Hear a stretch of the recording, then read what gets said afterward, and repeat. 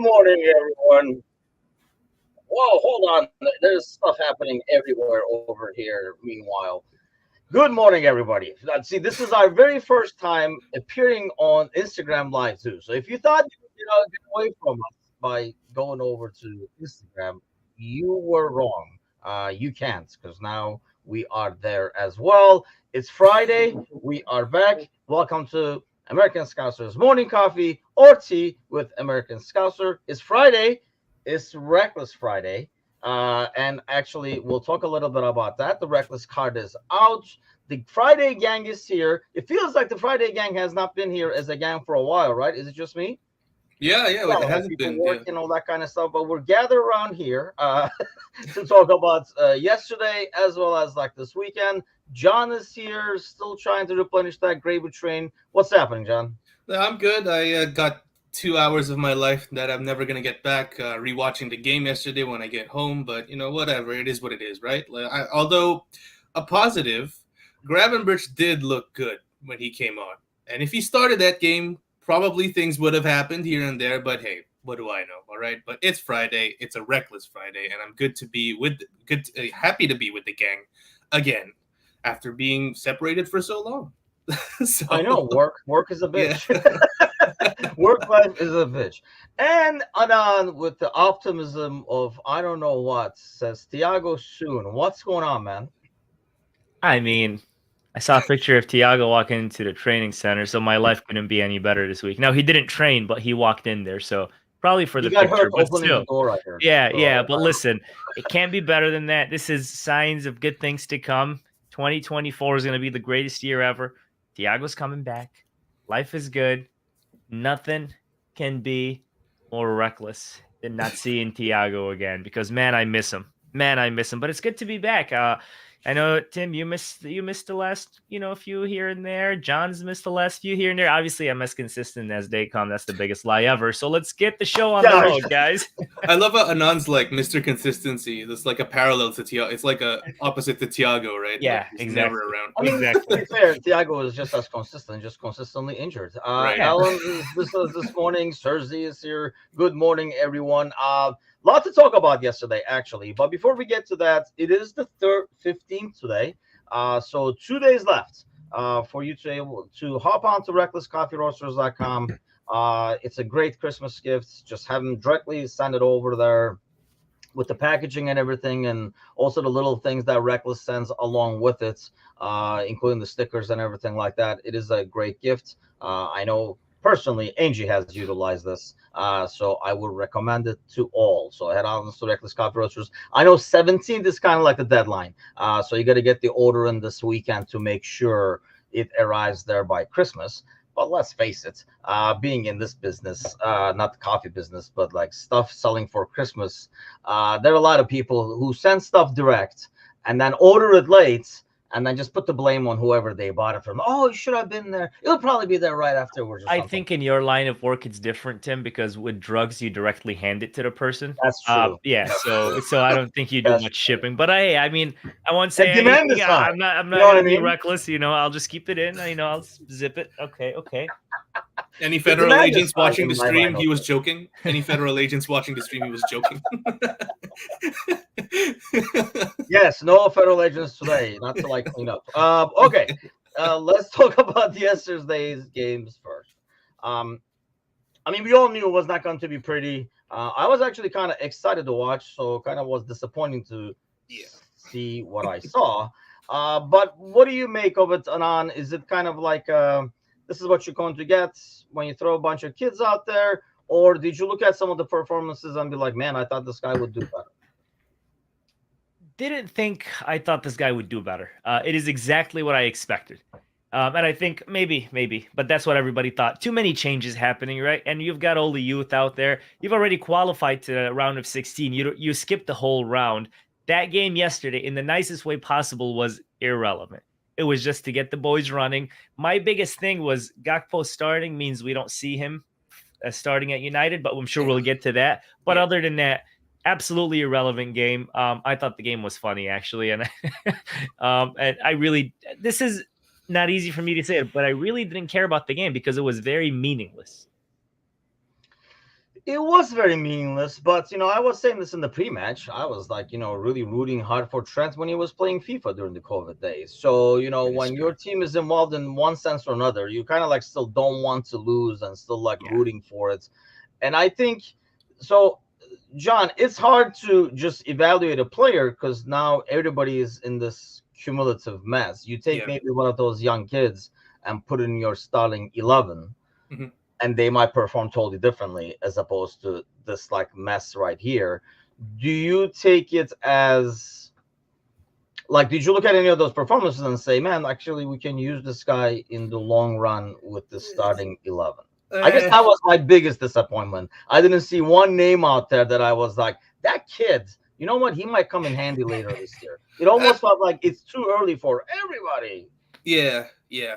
For everyone else, it kind of looked like it was quite too early for any, like the Connor Bradleys, the Kate Gordons, even the Ben Dokes. Like I was keeping an eye out on those two, Gordon and Doak. Hopefully to maybe establish this because with Salah leaving, at the middle of January towards February, we need all hands on deck on an attacking front. So maybe getting like found money with either a Gordon or a Doak would definitely be helpful for us. But if this game is anything to go by, they're still a little bit meh, not ready maybe for being plunged into a Premier League game or something like that. I will say though, Kwanzaa did look impressive, but then I think his performance is being massively overhyped a little bit. I still think we were a little bit shaky defensively, too much. The goalie didn't do ourselves any favors. Didn't do the team any favors rather because, well, firstly, the first goal that we conceded was offside. Right, it was a clear offside. Right, It I don't know looked why like they it. I gave. did not get to see the. I mean, Yeah, it goes to VAR, right? yeah, it went to VAR, but it's offside. I was like, what the hell? They went like 2 minutes like looking through this stuff, and I was like, yeah, this is offside, and they were like, oh, it's given. Wait, what? That's what I thought too Yeah, when they were watching, but I was like, it must be the angle or whatever. I was right, like, man. right. But yeah, if I was probably gonna name a standout, probably Kwanzaa, probably most disappointing player, and take this with a grain of salt, right? Because again, this is a meaningless game. I expected a bit more from Curtis Jones, especially since he was the captain on the field. He looked like he played down to the level of his teammates and the Yeah, and competition. that's what I was gonna say. Even Kwanzaa, yes, he was disappointing, but Kwanzaa with Virgil van Dijk versus Kwanzaa without Virgil van Dijk, you're gonna see Right. two different players. Right. It's kind of like Liverpool with Thiago without Thiago, irrelevant. But yeah, so and the same goes to Curtis Jones, right? He really had to take that whole midfield on his own and kind of be that senior player to kind of do his thing. I wasn't that disappointed in him as much as I was with him in City. But Serzi posted a comment like a minute ago that showed up, and I'm gonna tell you, Serzi, you're being reckless, brother. It's Yes, too early I for still this. game for You get the Thiago reckless Nunes to card. make their mark, he says, You and get the reckless card. nobody made their mark. And I think, okay, so Yeah. like when you look at the We midfield, got that marked was on. probably the Yeah. experience side of things, right? You had Curtis Jones, Elliott, and Endo. Is that just the case of when you have the front and back so disconnected that it doesn't matter what the midfield does? I was hoping that midfield would kind of keep things together, John, and that would help the kids, on the wings and stuff like that, and Yeah. obviously up top. Yeah, that's exactly Curtis Jones' role, though, and we discussed it last Wednesday, where I think he's like the counterweight to our overly creative midfield now, where he just keeps the ball rolling, keeps the ball cycling. But if you watch the first 85 minutes of that game, we barely had the ball for more than 2 seconds. That's the reason why we couldn't string anything together. We could not keep the ball. And right, again, please take my comments with a grain of salt because that game doesn't matter at the end. But obviously, we're thinking long term. These guys are possibly the future of the club, right? Possibly, right? Like obviously people will make their judgments here and there for individual players, but in a microcosm, obviously you'd like to look at these players individually, and none of them stood out, which is kind of worrying. But yeah, I agree, Tim, that obviously games, the cliche is games are won and lost in midfield, and unfortunately our midfield didn't take control. Yeah, it didn't show up, unfortunately. So I guess that was like my concern. If Endo gets caught on the ball against these guys, how much chance do we have in the Premier League of not getting caught on the ball after we just saw him do it over the weekend? I guess like those were a couple of things that I was like, this is kind of like semi-concerning, but over in the grand scheme of things, I mean, I don't think club cares. I don't think anybody cares in terms of, like the result and stuff like that. I'm sure the performance wise, in terms of performance, you did not see a very irate and animated Klopp on the sideline. Yeah, he Like was sitting down for like. yeah, he was just chilling, just sitting down there. So You I just think he had was to just be like, there. yeah, just go out there and do your thing, kind of a deal.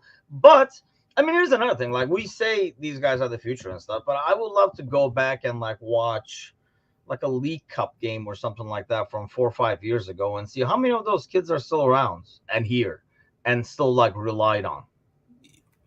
Then I have to go back and like pull up a squad from like 5 years ago, and I guarantee you it's not more than one or two. Remember that 5-5 against Arsenal? Yeah. Yeah, and everyone was like, these guys are the future. I think Kelleher's the only one that's left, right? From that team. Like we Curtis was on that team, wasn't he? Oh, yeah, Curtis. Jones, Trent was on that team. So, wasn't it Nico Williams who played right back? I believe. Maybe. I mean, Trent was around. I don't know if he played that game, but he was around. Yeah. Here's your starting lineup for that game. Well, I guess. Well, that was a mix, though. Maybe that's not the ideal game, but it did have Nico some senior was right players. back. Yeah. Gomez, Vandenberg, Miller was the left back. Keita, Lallana, Ox as the midfield. Okay, yeah. Elias, the wrong Brewster, game. Divock was up top.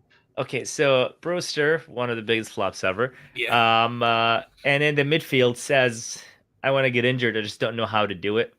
And right. Yeah, that midfield does. Keita, Lallana, and what that midfield is missing is Thiago. Let me guess, Thiago. Yeah, I was just checking. Let me guess. How did I know? Yeah.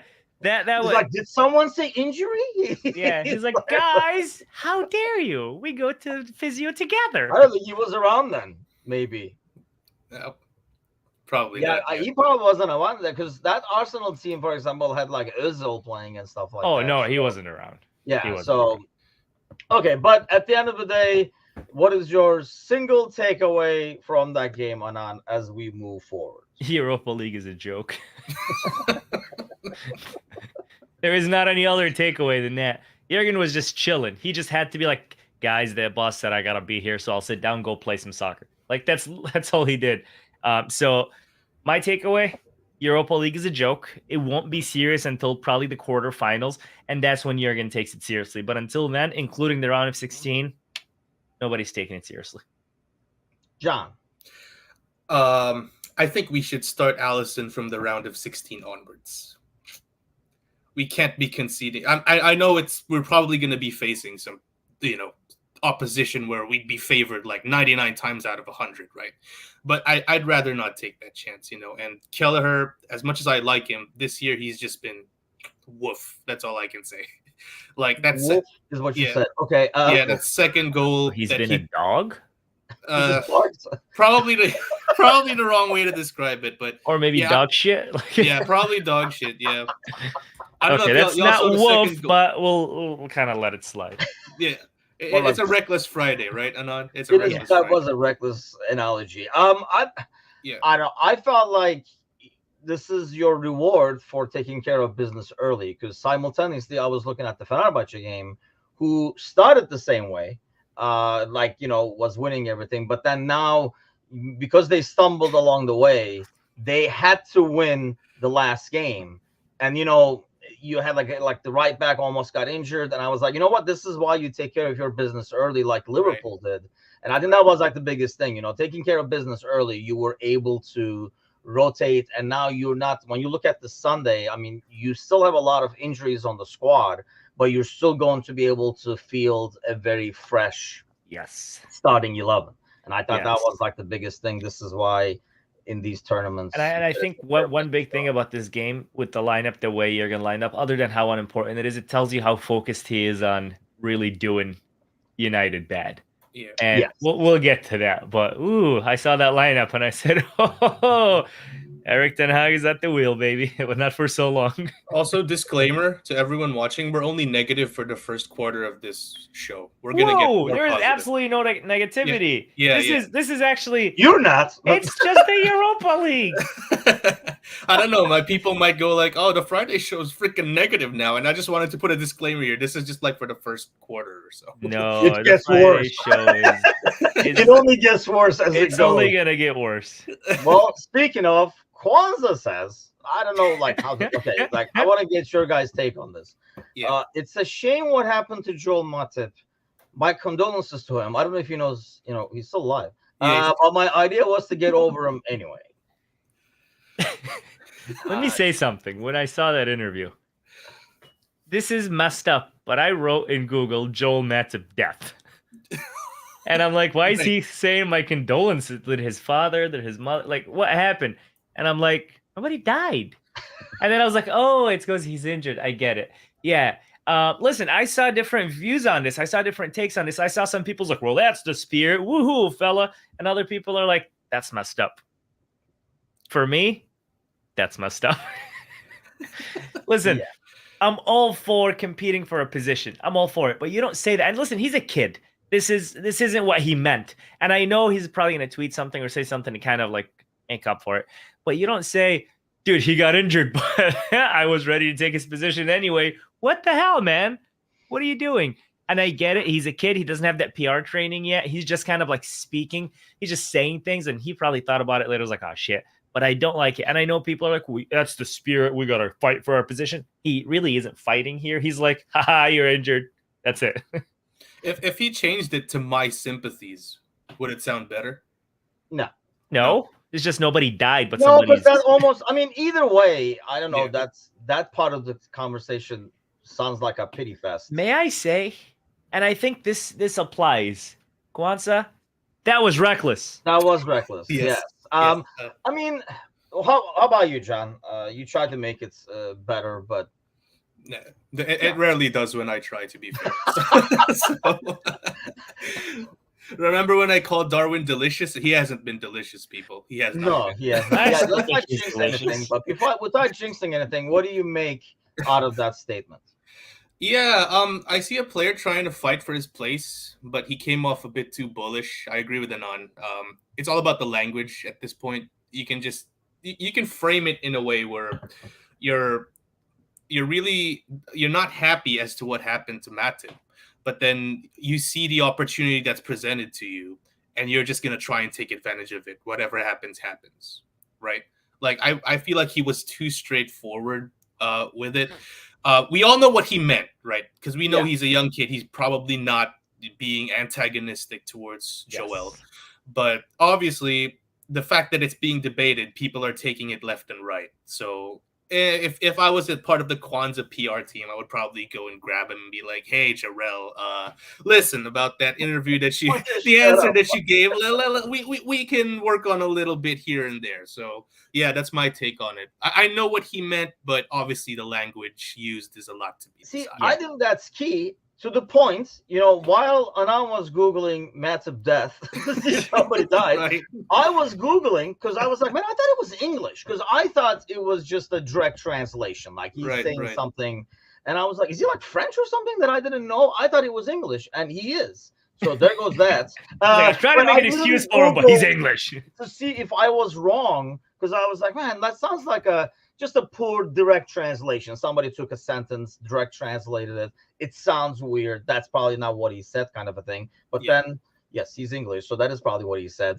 And I agree. Sarzi says a little disrespectful. Don't remember any Liverpool player ever saying anything like that. Flip side, he really believes in himself and hasn't put a foot wrong this season. Well, he put a couple of feet wrong yesterday, actually. But I mean, here's my thing. Yes, you like the. What is the word? I guess like a hunger, his will, the eagerness. Yeah, like he feels like I'm gonna be the best ever. Anyway, like that's all good. I'm not big on that stuff. Think that to yourself. Don't go around constantly saying it. I'd rather not somebody vocalize that and just like show it on the pitch or like on the training ground and stuff like that. Yeah. So that's all fine and dandy. He's young. He's believing in himself. Good for him, right? We'll see in 5 years where he's at and if that has paid off or not. But I don't know, like, especially this is Matip. I mean, if it was Thiago, it'd be one thing. I mean, it's Matip who got injured. So it's, I don't know, like, I thought and it could go back to what John is saying. No, it's not reckless at all. This is all Like good. this That's what Tiago John is shade. saying. This Tiago, sorry Tim. This Tiago shade only happens on the Friday show. Yes, So. it's nothing but Thiago and Nunes shade on Friday. But I feel like he would have should have just said most players, and I know it might be more boring and Yeah. we might not be talking about it because there wouldn't be a quote coming out of it or whatever. But like, I feel bad for Matip. He's taught me so much, blah blah blah. But my goal was, regardless of injuries, to earn a starting job in this team.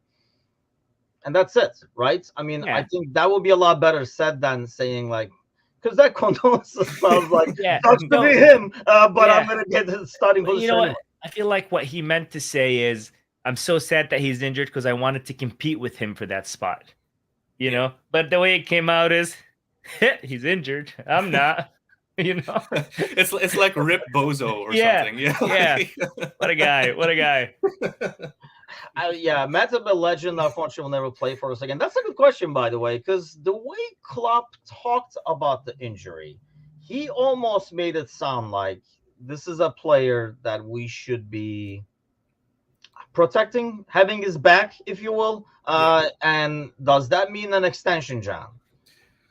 I think so. I feel like, well, at least Klopp wants an extension. We don't know what FSG thinks, right? Because they have a policy on certain players of certain ages, and obviously Matip is like, obviously, if you're going to look at the data, you'd probably think he's over the hill and everything at his age and his injury profile. But I do think, from a human perspective, I feel like it's the right thing to do. Just give him a one more year, maybe as a third or fourth choice CB, to see out his Liverpool career, so he could get like one more season in front of the fans and everything, while maybe we promote Kwanzaa to take his spot or something, or God forbid, maybe get another CB that's a bit more reliable on the injury front than a Matip or a Kanate, right? But yeah, like I said, logic would dictate that that's a horrible idea, but I'm approaching it from the human side of things, which I feel like Matip has done a lot for this club. Again, my hot take, second best CB in the Premier League era. I think he deserves it. That was definitely a hot take. That took a lot of heat. Then like the question was, how young is fucking John? But I mean, here's the thing. I mean, Sergi says, I was about to say it, and Sergi said the same thing. Klopp wanted extensions over Bobby and Milner. Right. I think like it all goes down to exactly what John said, right? But this is a business at the end of the day, and it has to be more logic than feelings, because nobody will give a fuck about your feelings next year around this time when you have no center backs, because Matip is still coming back from injury or something like that.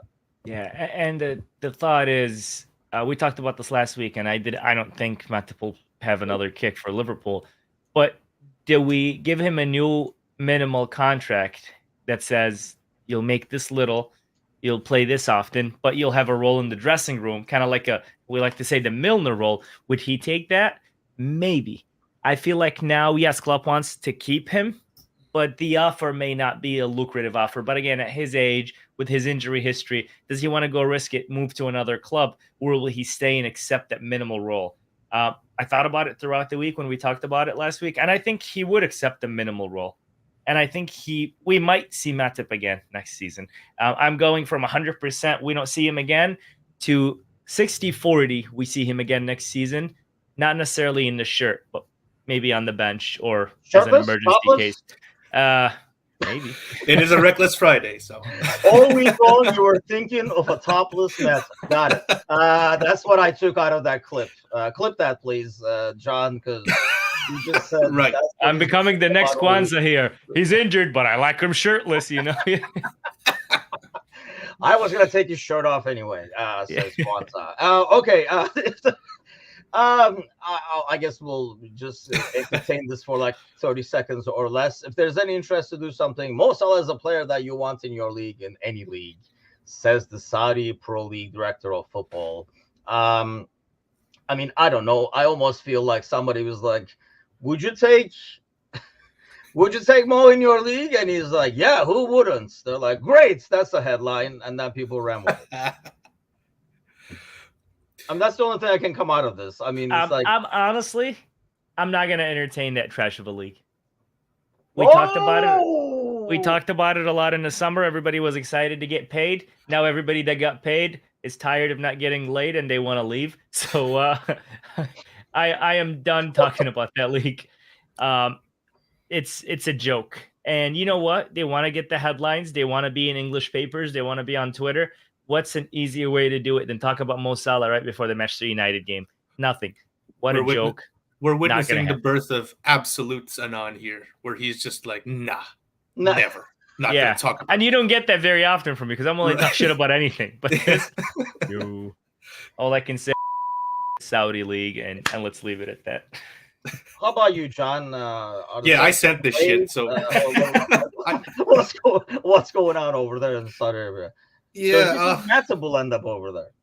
well, I hope not. Jeez, but you know, Anon's been banging this drum for the longest time. I think the train has departed the station. To be fair, Anon bangs a lot of drums, and they're like, there's a hole on the other side, so not a lot. There's like 99% of the drums that I bang are like on point. Oh yeah, you'll never forget. You never forget to remind us about the Eddie Howe thing. Yeah. You? Oh, just wait for it. Yeah. But, you know what? When they got eliminated out of Europe, I'm like, this fucker might end up being right, but no. I have to admit, I saw that and I was like, first I'm like, oh no, shit, they're out, and we were about to get ready for the panel show, and I was like, oh, let's see what Sully thinks about that. But then the second thought was like, oh shit, the whole Eddie Howe prediction might come true now, and that's a lot of bets being lost around. Or Cersei. Yeah. So John, what do you think? Salah and the Saudi League. I'm actually, you sent that this morning, so I knew you had something to say.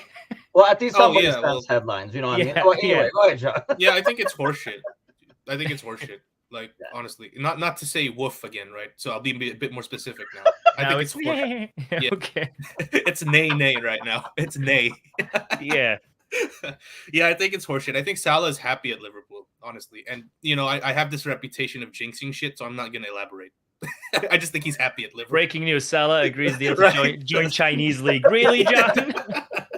You're going to be like, John, get your ass over here. and then Tim's got like a baton.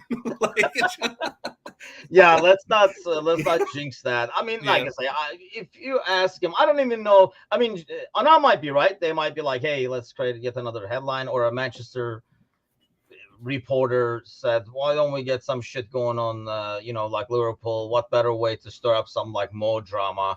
But I think it's so stale that even that is like, it's like a code, and that's about it. Mo's on track to be maybe not necessarily going to be the number one greatest goal scorer in Liverpool history, but he's going to crack that top 3 or 4 by potentially the end of next season.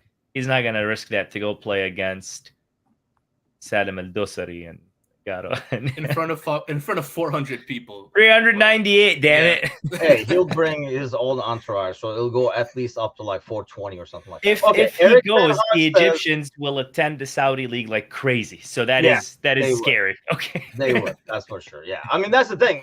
Obviously, he's a better face for the league and stuff like that. We talked about that before, but you look at his current career trajectory. And on Monday's show, we were trying to predict his final numbers and goals. And I just think there's so much he can still accomplish. And we know how big he is on numbers and records and stuff like that, that I just don't see why he would. But let's get to the weekend. Move on. Ten Hag confirms that Anthony Martial and Harry Maguire are both out on Sunday, and Rashford and Luke Shaw are both fit. John, how much of it is a concern is, I was thinking about this earlier in the week, that when we played them last at home, that game, and this was after we gave them a bunch of beatings. We were in the crapper, right? We were poor, and they were more on a high. I don't know what happened. They must have won something the week before. I think they had just won the League Cup recently or something like that, probably. Yeah. And they came into that game almost like big-time favorites, and to get revenge on, the beatings we gave them the prior years. And obviously, it turned out to be a 7-0 beating. How much of it is a concern is this almost feels like the scenario is a little flipped going into this game, where we are the heavy favorites and they're in the shitter. Right. Like we talked about it last Wednesday with Gordo. Like, it's almost too easy, right? Like in those superhero movies where it's like, oh, this is too simple. Like, something's going on here. Something else is going on. Yeah, it's a trap or something like that.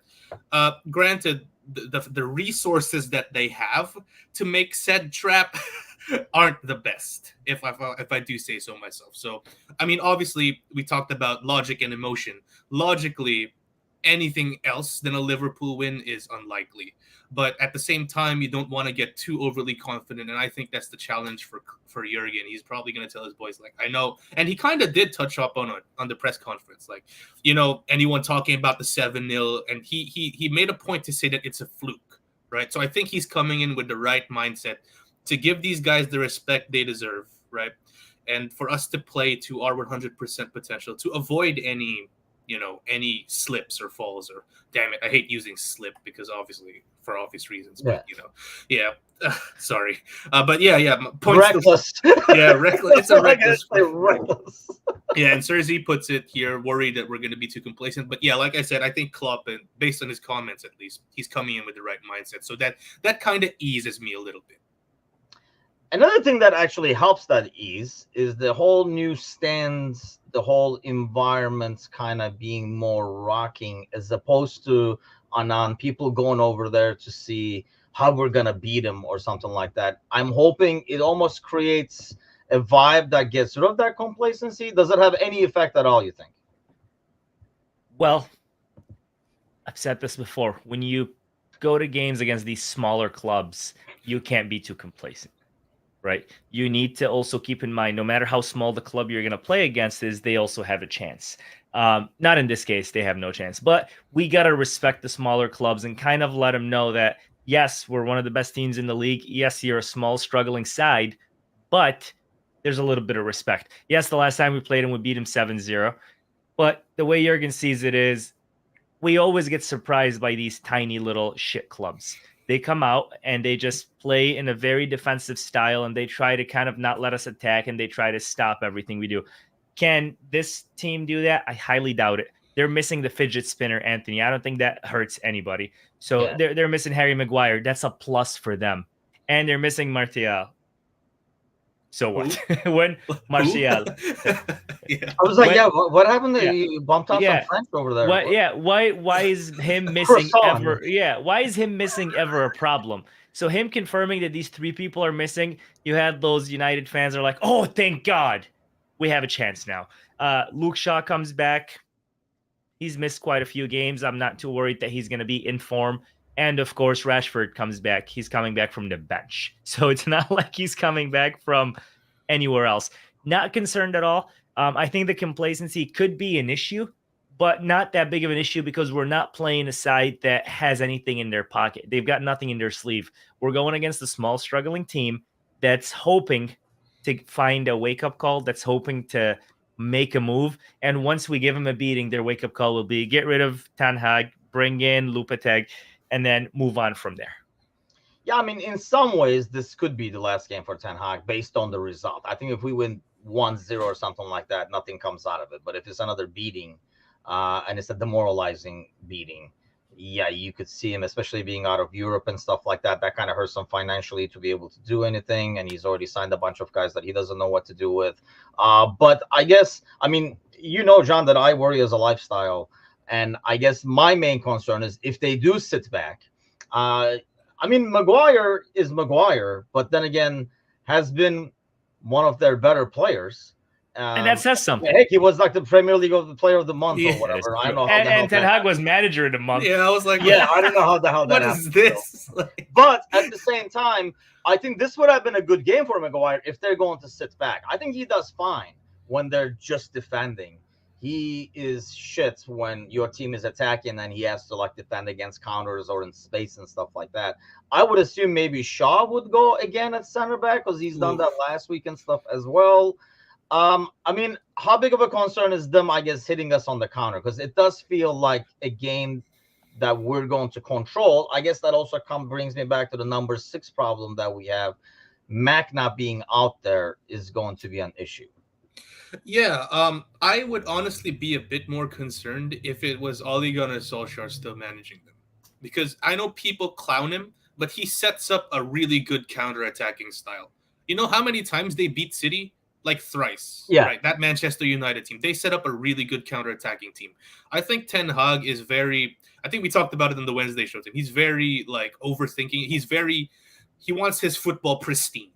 right? He wants total like Dutch, total football passing around and stuff. So I think he'll play with us, if that makes sense. He'll try and play with us, and that's just a death sentence. And I think that's just how he's built. With the fact that if they're going to park the bus, I don't think this United team is as familiar with being a primarily defensive team. I mean, they bought Onana, for Christ's sake. They want him to be in the midfield, right? Passing that ball around. So I think that's an indicator as to how they want to play. Yeah. And Serzi stating here, I'm more concerned with Nunez starting. I'm Right. I'm actually looking forward to that shit, because if they put Evans, right, and a Varane who's like a shell of himself, Nunez would be eating, man. And obviously just not raising him as high as I should be, because I've been known to jinx people. But this is a perfect game to bring in Darwin, I would say. With a raucous crowd, energy at a high, I think it's the perfect game for him to break his, 9-game goalless streak now. So I think it's 10 now. Is that a thing? Non-goal? No. What is he talking about? What is the streak that he speaks of? This is called propaganda and bullshit. It's absolutely not true. And if you're watching this, ignore what he just said. It's fake news. That's what it is. Don't forget, United are missing Bruno Fernandes. So there goes their most creative player in the midfield. There goes that guy that makes that extra pass. There goes that guy that finds the runners. So again, it's they're just not it. And I don't want to be too complacent, and I don't want to be that guy that's like, oh, dude. But come on, it's Manchester United. This is a club. But I mean, we played. I mean, that's the problem, though. It is Manchester United, and I know we make fun of them, and it's a good time. But we played against some Everton teams that were total shit, and it's been a struggle. It's been 0-0, 1-0. We've played against United when we were not good, and we've gotten results. Like these games, it's like a kind of like a different setup. I guess that's what worries me. And in some ways, John, the less starters they have, the more worried I get, because that's the problem they have. I think is they start people that are not deserving, and the other guys don't get a chance. I'm more worried that these guys that probably deserve the chance to sit behind, Fernandez or Maguire and stuff like that are going to be able to perform. Yeah, that's actually a good point, because I think there might be a thought process as to like guys coming in with nothing to lose, so they play more freely, and they play to like their absolute best, like a prime Barcelona or something like that, and they give us a run for our money. But at the end of the day, and Kazi loves to drive this home, it's at Anfield. We almost never lose at Anfield. The only bad loss we've taken. There goes the jinx. You know what? Should I even continue my thought process? Let me just stop. You're right. Jeez. But okay, let me do my own devil's advocate. Breaking news: Anfield demolition next week. Thank you, John. There's like a sewage problem or something. The game has to be postponed, right? Or some shit like that. Yeah, knowing my luck, that's how it's gonna. At the same time, Anan, when they replace so many guys, could it end up looking ultimately like what we looked at like yesterday, where there's so many changes that it looks really disconnected too? That's where I am with this. A lot of those players that are going to come in, like the likes of Rashford and Varane, those guys are getting benched, and they don't know why, just because the great manager who decided, because I think Rashford knows why. Their manager decided I'm bald, so I'm Pep Guardiola. I do what I want.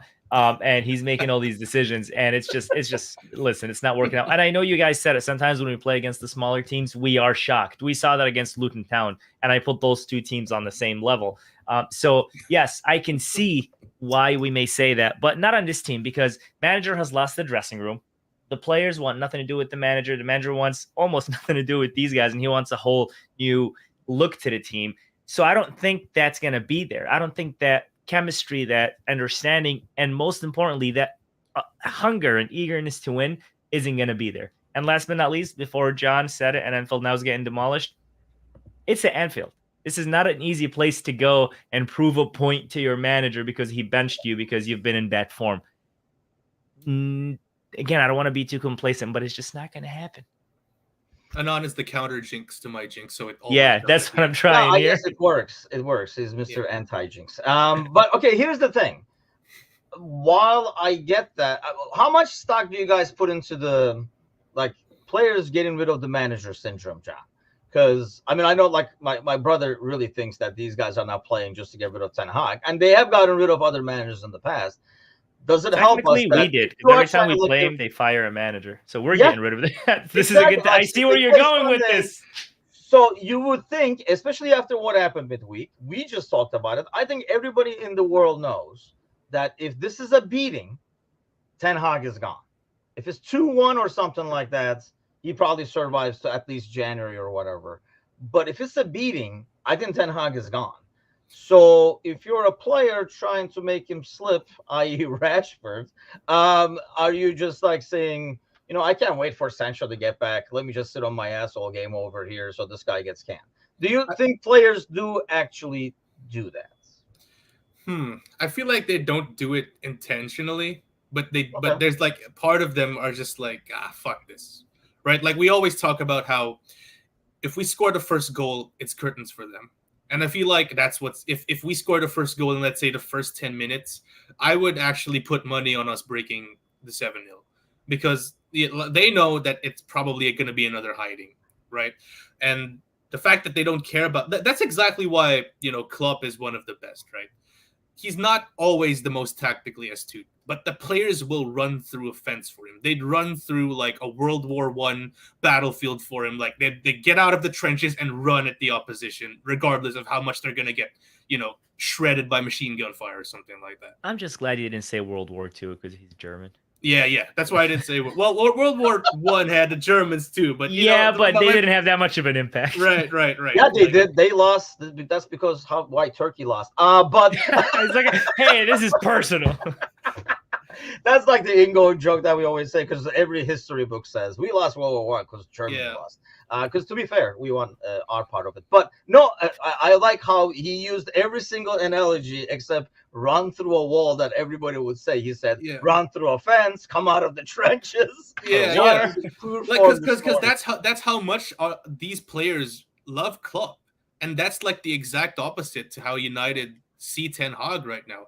Like Ten Hag can ask them like, could give them like a Christmas card, and then they'd look at it and shred it immediately. That's how much they hate this guy. Yeah, right? He'd be like, "Merry Christmas, guys. We're all Muslim now. We're good." Yeah, okay. We're good. Yeah, something Thanks, like man. that. We only take Ramadan cards. Back off. Yeah, I think that's the thing. Cersei says the players down tools to get rid of them, and I think they got rid of Rafa, I guess. Obviously, I mean, the players do that. And they won a Europa League, though. Intentional, but do you think that's intentional now, or is it like what John is saying that it's not fully intentional, but that there's no reason, there's no drive for you to perform, and the margins are very thin at this level. If you don't have a drive, you're gonna look a lot worse than a team that has drive. There's an option C. They're just garbage.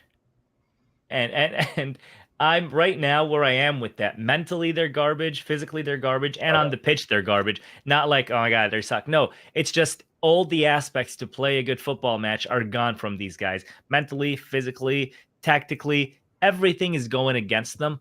And it's just not working out. Are they trying to get rid of the manager? Sure, maybe, yes, no. But there's more to it. The fact that they're not feeling it. They're not loving their football. They're not loving the club. They're not loving their surroundings. Has a lot to do with it. And John said, if we score early, we're going to win the game. It's going to be a bad beating. I agree. But I think if they score early, it's going to be a worse beating because we've seen what we do. And if they score early, which not to be that jinx, they won't. But if for, any God forbidden reason they score early, I think they're going to see one of the nastiest games of that small club's history.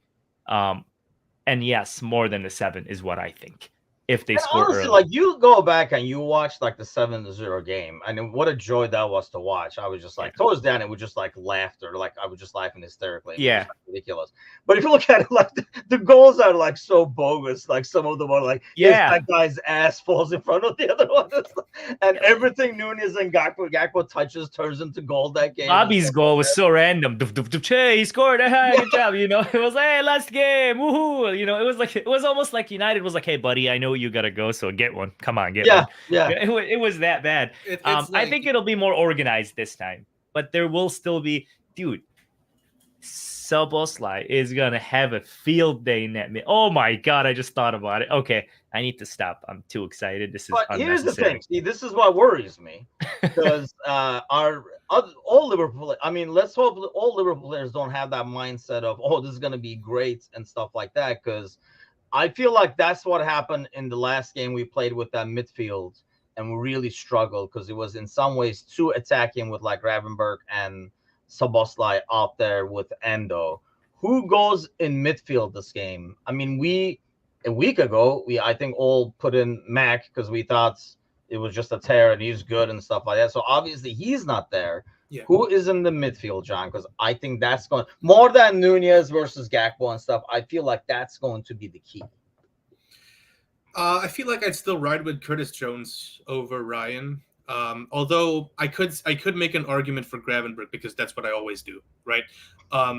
Primarily because, like I said, Ten Hag wants to play with us. I feel he'd want to play an open, passing around, total football kind of deal, in an open game. Like maybe Ryan wouldn't be good against, let's say, Ole Gunnar Solskjaer Man United, where they would sit back and try and hit us on the counter. And with Grav, he always tries to play that risky dribble or that risky pass along with Szoboszlai, so that would leave us open. But if we're playing a team that would play total football, which I think Ten Hag would still try and insist on doing, I see the argument for Endo, Grav, and Szoboszlai. So I'm somewhat leaning towards that. Although I do see the merit with Jones. If you want to play it safe, if you want someone to keep things ticking, right, it wouldn't hurt to have Grav come off the bench as well. But yeah, obviously I lean towards Grav because I'm me. So Gravenberch, Endo, and Szoboszlai for me. Okay, so Z says Endo, Sobo, and Jones. I was trying to pull. Did he play the entire 90 yesterday, or did he come off? Who? Jones. He played the entire 90. That's the only thing that says to me he's Gravenberch not started. going to start on this Right. one. Yeah. Anan, what do you have? Harvey Elliott starts ahead of Curtis Jones. Yeah, that's a good shot. Yeah. And On the right? On the left? not necessarily on the left, but he'll start in that midfield. He did play the full 90 though. Yeah. Yesterday. But I think Harvey gets the shout ahead of Jones because of his performance last game at Palace and the way he played. He came in, changed that team, looked great. So I would go Endo, Szoboszlai, Harvey Elliott in that midfield. Obviously, Hendo. Oh my God! Obviously, Endo is cemented, and that's not a debate on Endo. We know he's gonna start. It's just we know Dom's gonna start. It's just a matter of Curtis Jones, Gravenberch, or Harvey, and I think Harvey gets the shout and makes a huge impact.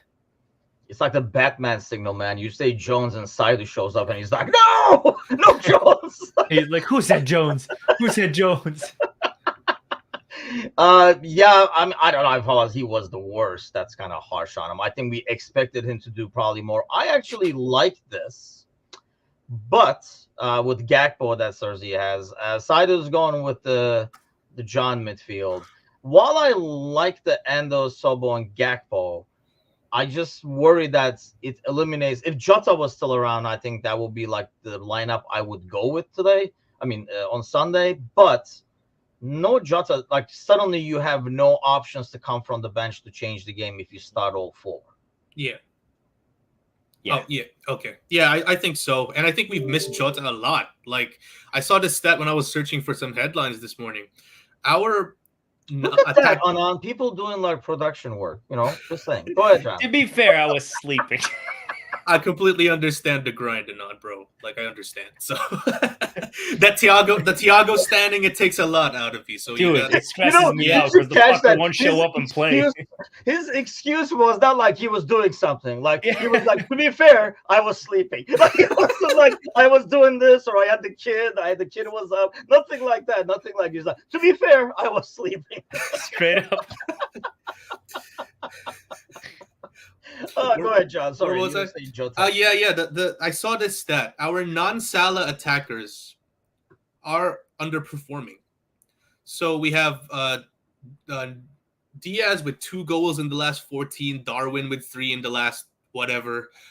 So we kind of need them to step up. So yeah, it's kind of worrying that we need Jota back this soon. The good So, news is we have a game against a tiny club, so I think Allison gets a goal. Everybody will step up, so we should be okay.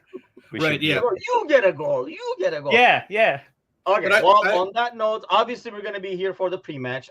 Before I forget, I do want to kind of like emphasize this because I mean we'll be on obviously on Sunday to remind as well, but last weekend to kind of like get a Christmas delivery, go to our sponsor, recklesscoffeeroasters.com, send a loved one a cup of Reckless, if you will. But we'll be here for the pre-match on Sunday. That should be a good one. But let's get some early predictions from you guys now. John, let's start with you. 2-0 Liverpool, but it's a comfortable 2-0. Like we get the first goal, then we get the second before halftime, and we just control the game. Anand, what do you have? 20 I was like, I like the sound of that. 27-0. Sounds realistic, but no goals I would from say Nunez, so. probably. So no, he's gonna have 26 assists to Salah. I would say with the way they showed up last week playing Bournemouth, they took a 3-0 beating. They played actually, to be fair, they played a decent game at Bayern. To be very fair, Yeah, they did. I'm not gonna take anything away from them. But Bayern is a team that just came from a 5-1 loss to Frankfurt, so let's also keep that in mind. I would say we score 5. So I want to say 5-1, but I'm hoping for a 5-0. And I'm not joking. Like, I'm genuinely serious. 5-0 is my hope. 5-1 is my expectation. All this optimism of 4 zeros, 5 zeros. I said look 2-0. at Saidu. He said 5-0 too. I said Good 2-0 man. to be fair. Yeah, I thank God. Yeah, but I mean, Sergi says it's emotion special. I'm going with like a ridiculous open game, and I'm going with my 4-2 win. But it's a comfortable 4-2 where they get the second one towards the end, where we kind of like screwing around and make a bad pass in the back kind of thing. Nunez to hit footwork. That's a good bet. Yeah.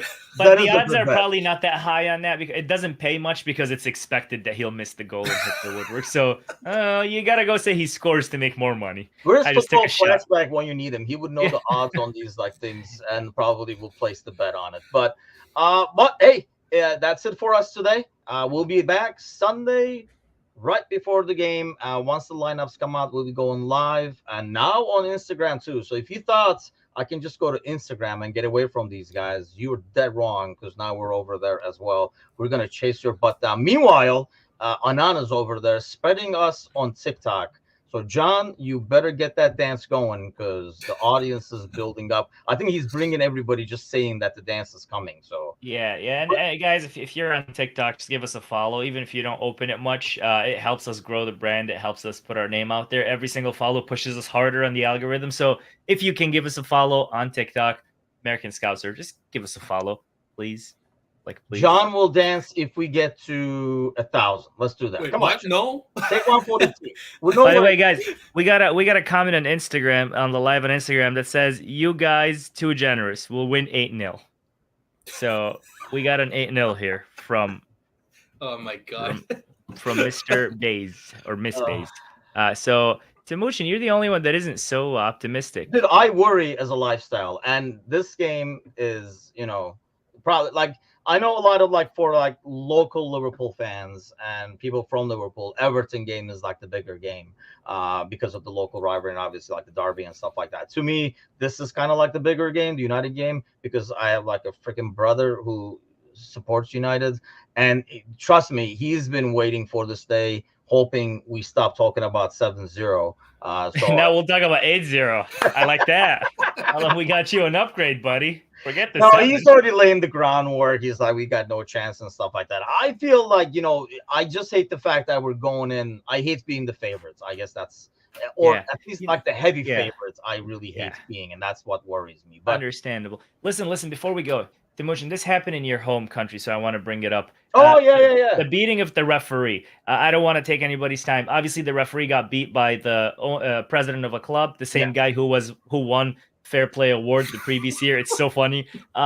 What do you make of that? Because I saw somebody say, hey, sometimes we've all wanted to hit a ref once, so he had it I thought coming. Chelsea was telling me that yesterday. um, and I have beat a ref before, so I don't want to get into too much detail. But what are your thoughts on that? I don't know. It's a fiasco. I mean, the biggest concern back home, I mean, it was like really stupid how they handled it. I mean, the dude wins the award the year before because he was part of the political party that, is in charge. So what a coincidence that he wins like the Fair Play Award and stuff. The bigger Wow. concern, I think, in Turkey was the fact that, when something like this happens, we just got awarded the Euros with Italy, and they were more worried that that would be taken away. But at the end of the day, yeah, it's a dude who was in charge politically, thinks like, he can do whatever. What I found the funniest was they got like his statements that he gave at the hospital leaked before he was like arrested and stuff. And he said he didn't punch him, he just slapped him. And the dude fell 4 or 5 seconds later, like he took a dive and he should get a yellow or something like that. He made it. I'm like, dude, there is video on this. Like, Yeah. the dude's I honestly eye, expected freaking, nothing was less. Shattered. And that's the thing. It's just that's what I worry about. I don't think. I mean, I feel obviously England is a lot more civilized than Turkey in many manners. So hopefully it won't come to that. But this is what happens in a league where the refs are talked more than, and the federation has talked more than everything else. And every time I see like Liverpool fans, United fans talk more about who's going to be ref in the game, who's in the VAR booth and stuff like that, that's when you start taking take the wrong turn and start more talking about refs and putting the refs as the main focus, the federation and stuff like that. The drama in behind the scenes becomes bigger than the drama in front of the camera. And that's a concern. But this is basically where that ends up, is something like this. So, in honor of Kazi, if there was one referee you've ever wanted to punch, who would it be? God, so many choices. Honestly, I don't care if you're retired. I go in the studio and I would probably get beat. Oh no, come on, nice guy. What about you, John? Oh, Howard Webb. I'm going straight to the top. Oh, you are going Howard. You're going old school. Let's see, young guy going back all the way. Yeah, it's Simon Hooper for me from the Tottenham game, and of course, if you guys remember a few years ago, the final against Sevilla in the Europa League. Oh, I don't remember the ref then. I forgot his name, but quite possibly the worst referee I've ever seen. I remember on my Facebook, it showed up in my memories on this day last year that I said, I hope you get hit by a truck. And I'm going to end it at that. Oh, and Tierney. Yeah. That's why so many choices. And that's the funny thing, like I mean, it's not funny, but, like when we talk about, you're like, yeah, there's a lot of refs that you probably wanted to punch. But then again, there's a lot of players you wanted to punch too. You just don't go out and do them. So, yeah, it's embarrassing, man. It's embarrassing for a league. It's embarrassing for a country that this is, everybody's talking about the Turkish league in this sense now. Any publicity is good publicity. If you say so. Okay, if you say so, yeah, let's roll with that. But hey, thanks again for everybody for following, listening today, especially if you joined us for the first time. You were there. Reckless Friday is now over for us, but continues for you. Hope you guys have like an excellent Friday, and we'll see you guys here right before the pre-match once the lineups come up on Sunday before this 8-0, 5-0 win that you guys are really pushing over here. Let's hope so. Have a great day, everybody. Take care.